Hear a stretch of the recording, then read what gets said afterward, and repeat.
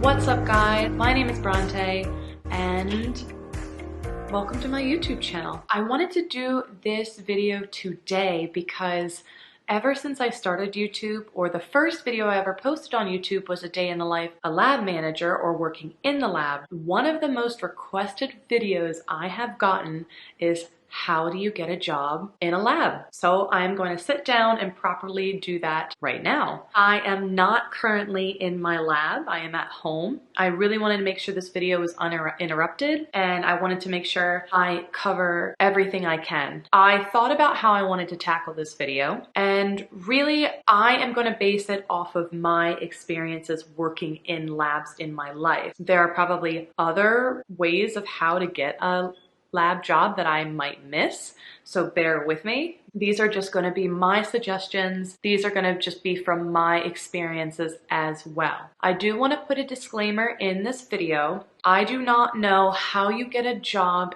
in a lab if you are not in America or if you're coming from overseas. I don't have any expertise in that. I can tell you what I know or what I'm familiar with, but do not take my word for granted. And no, I cannot get people a job if people are messaging me or emailing my account to get them a job here. That is not what I'm here for. I'm here to help make suggestions, and hopefully these suggestions help you. So without further ado, let's get into it. I guess where I want to start with this video is my background in labs. So I am 29 years old. I started working in labs when I was about 16 years old. It started off as a summer job. They called us the babies, I would say, of the lab. I worked in an industry lab, so it wasn't fully clinical based. As a 16-year-old, I had no idea anything about labs, only just basic chemistry in high school. But really, my high school did not have a lot of resources at the time. We didn't even really have a proper lab at that point. In this job, I was around labs in general, scientists, just the environment, a scientific environment. I fell in love with science.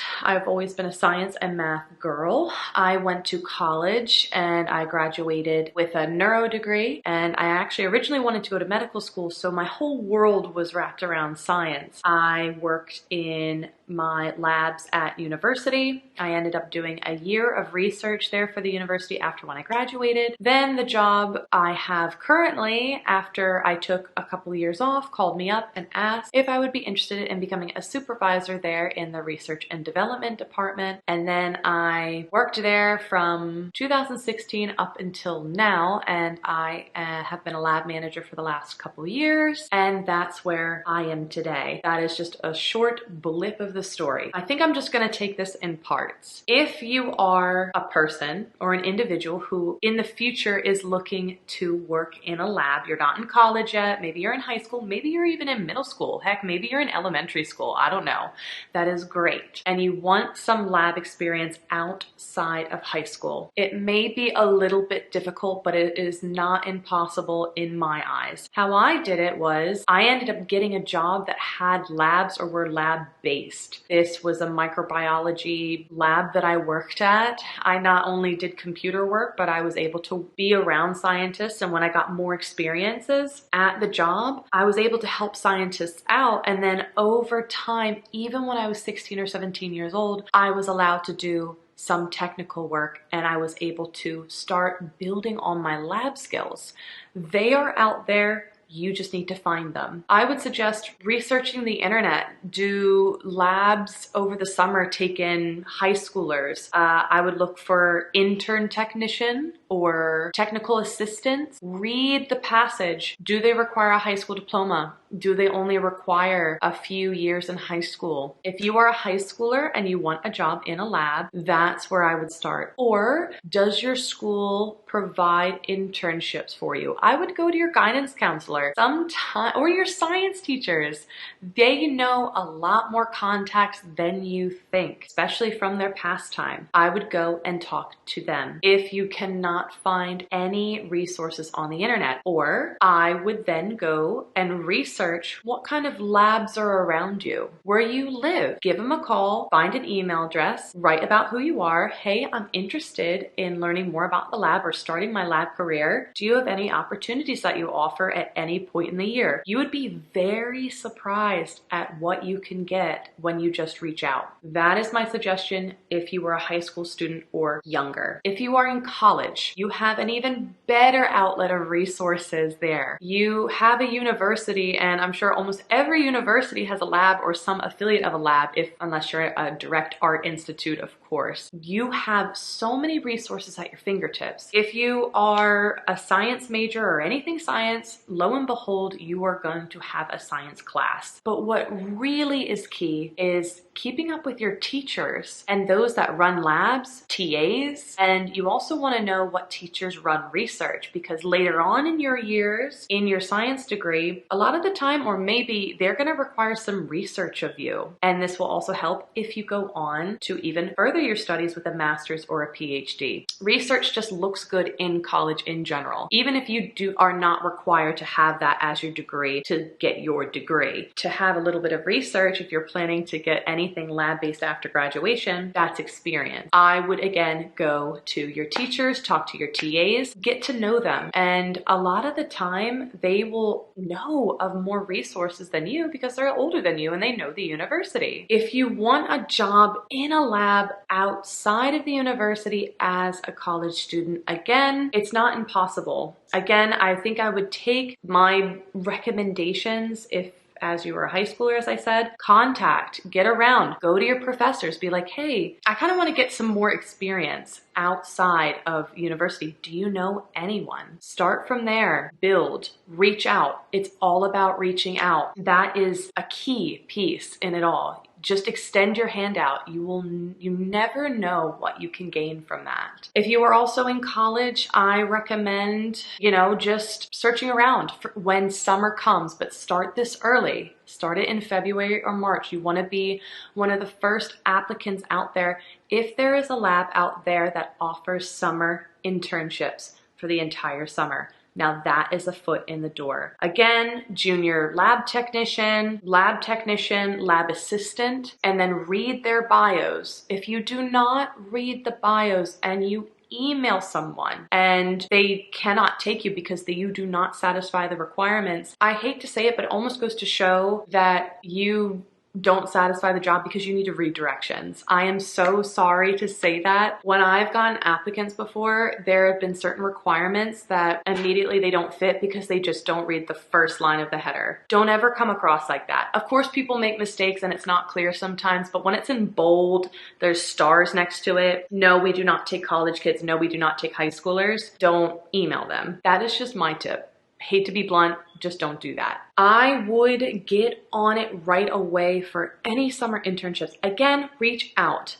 That is where you're going to start putting your foot in the door. As you climb up your ladder in your experience of education and more, sorry, my phone is going off. As you keep climbing and climbing and climbing, you are gaining more experience. I would just try and get as much experience out there as you can. My other tip for college students is, I don't know the technical term for this in college. In my day, it was a position where you could get as a student and you helped, almost like a lab assistant, but you helped set up labs for the incoming classes. So you got exposure to chemicals, you got to set up lab equipment, you got to set up apparatuses. And I thought that was an amazing job to have because it also satisfied a work study, but it also just got you more familiar with labs. In my day in college, I got a position in our biology department and they took me in as a neuro major because I had experience in the lab already. Yes, I just graduated. I was a baby graduate, but that honestly helped me. Go to your directors of your program, send them an email, have a meeting with them. Say, this is my plan. This is what I'm thinking. Again, reach your hand out. Now, after graduation, this is exciting because you have finally qualified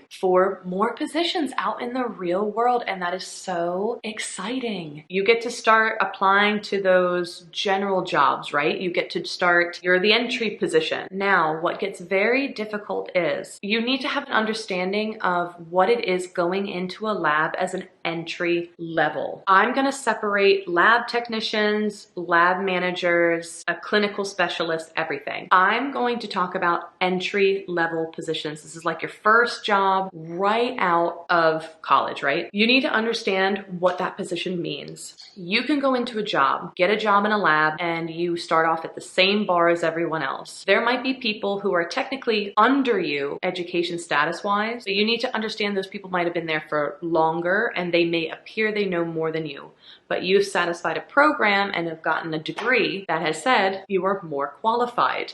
Because someone does not have a degree over you, but may have more experience working in that lab you just got a job at, that does not mean you still know more than they do. I feel like people need to be humble going into that. And that is one of my pet peeves when someone new comes in and they think they're better than anyone else. I just want to put that in there. When you go into an entry-level job, you need to understand what the qualifications mean as entry level. A lot of the time in the labs that I've worked in, you need to build on your concepts, or sometimes they expect you to know everything. I've worked in a lab where I've worked with professors of 30 plus years experience and they're talking to me about things that I had no idea, but it was my responsibility to go and look this up and learn it. But in any entry level, you need to understand what that means in terms of expectations. Getting a job outside of college and graduating is exciting, but it can be difficult. You have to think every cycle, everyone across like America or the world is graduating, and there's probably thousands of applicants that are going to come in to every job, especially big clinical sites, and they require different requirements. In my experience, I would just apply to as many as you can. You want to, of course, apply to one that you like. When you're entry level, being picky is a little bit difficult because you just want to start gaining experience and putting that on your resume. You really don't start getting picky unless you're very lucky getting out of college, or you really hunt for that job for a while, or you may hit lucky. I'm just putting all of it out there. You really just wanna, in my experience, if you feel like you're failing and you're not finding the job you exactly want, maybe settle for a little bit less to maybe get your foot in the door somewhere. Like, you know, if you only want to study animals or something like that, but you got a job offer at a microbiology lab, maybe take that for a few months and gain some skills. You're getting your foot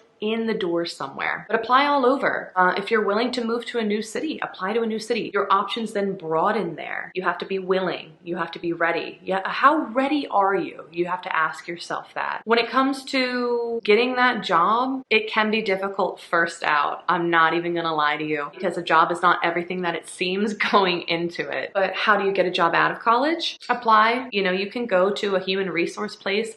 You can get a recruiter, but really you gotta apply around. In terms of knowing people that could help get you in, like a reference to a lab, that does help. If you do, depending on the place, you do need to prove yourself. The person cannot just bring you in and then, you know, you hope for the best. You need to provide the skill sets that that lab is looking for and the educational resources that you could potentially provide to them. It's not like an easy in. You got to prove you're in. This is the point in the video. Before I go into it, do not take everything I say as real. Like I can't promise you this is still what it is. I can understand how difficult it may be to find a job in America. So my experience is my family is from Europe and they immigrated over here. Parents are scientists. So I've kind of gotten a glimpse of what it's like to be an immigrant over here. I do know that people internationally are hired. I am not a professional in that. I have actually been able to work with scientists who are from overseas, from China, who are from Europe. I've had the honor to work with them. They've had to go through the whole, if they're living here, green card process. Some have become a citizen, but I don't want to say you have to become a citizen to get a job in a lab. I am not saying that. That is your choice as an individual. If you're international, I don't know if you have a recruiter where you are. I would just apply online and see where that brings you. If you are a college student overseas, your university has a boatload of opportunities probably in the lab. Talk to your teachers. Maybe they have international connections, study abroad programs. You can come over here and study in America if America is where you want to be. I know for foreigners, I know there's a whole thing when it comes to your visas and everything. I am not an expert in those. I just know you need to have certain visas for certain times and for certain lengths of times. I'm not a master in that, and I don't know if job would offer to help with that.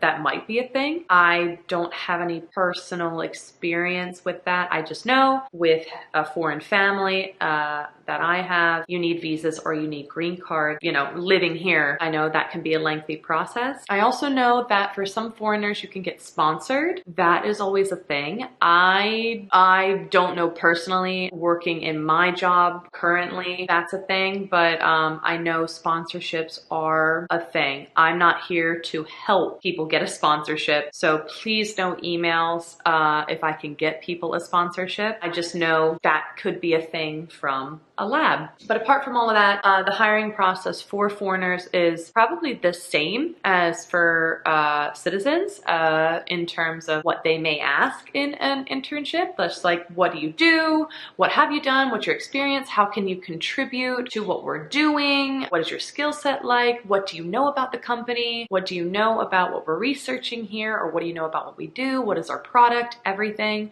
So I think that is the same. I think what just gets very difficult, and as with anywhere, is the language barrier. That could be a thing. And I'm not saying this with all labs, but that's the same thing for me. If I go over to Japan and want to work in a lab, they may need me to speak fluent Japanese as a requirement. And that's just not them being difficult. It's just a way of keeping the flow going. That's something to think about as well. Shadowing's a big thing. I want to put that back in there. Shadowing for everyone is a big thing. Even if a job can't offer you an actual position or an internship or something, hey, is there any opportunities that I can shadow with you? You get your name out there, you get your contact out there for future opportunities. I shadowed in labs in college, and then when I actually applied for my graduate research position, they remembered me and they're like, absolutely, we would love to interview you. They were able to see my capabilities and my knowledge even just by shadowing, so that is so powerful. I wouldn't waste any opportunity just because if in that moment they don't offer you an actual position. A shadow is fantastic. I think what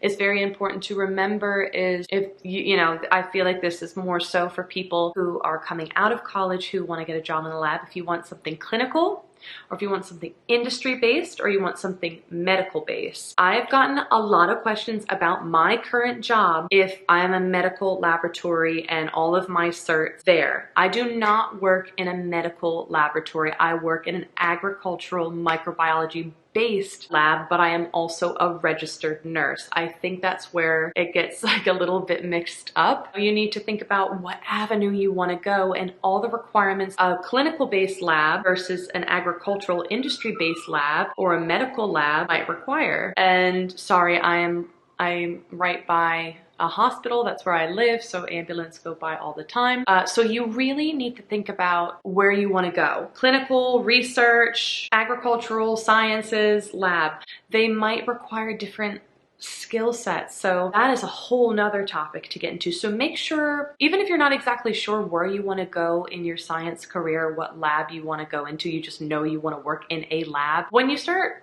figuring out what you really like, start researching in what requirements or skill sets are needed. So when you go and apply for that job, you have some experience, you know, and you already know what you need to work on. Don't go in there blind, because sometimes lab is brutal. They expect you to know certain techniques and everything like that. So that is always a thing. So always research your requirements. I know this video is very, very broad. I really just want to focus on tips on how you could probably find a lab job if you're at different points in your life. What makes you stand out of the crowd? What makes your resume different? Do something different. Don't make your resume the same as anyone else's. Even being bilingual is amazing. An industry-based lab may have international relations that they need help communicating with. That already puts you ahead of the game. Any skill sets you might have, anything that you could put on that resume to, you know, make you unique and make them go, I want to give this person a call and I want to talk to them and I want to interview them. Those are my quick tips for this video. If I can answer anything else for anyone, please leave a comment down below. Tell me what you think of this video. I know it was very wordy, but I wanted to properly sit down and stick as much as I can in this video for you and answer the common questions that I've been getting. But let me know if this video also helped. But again, as always, thank you so much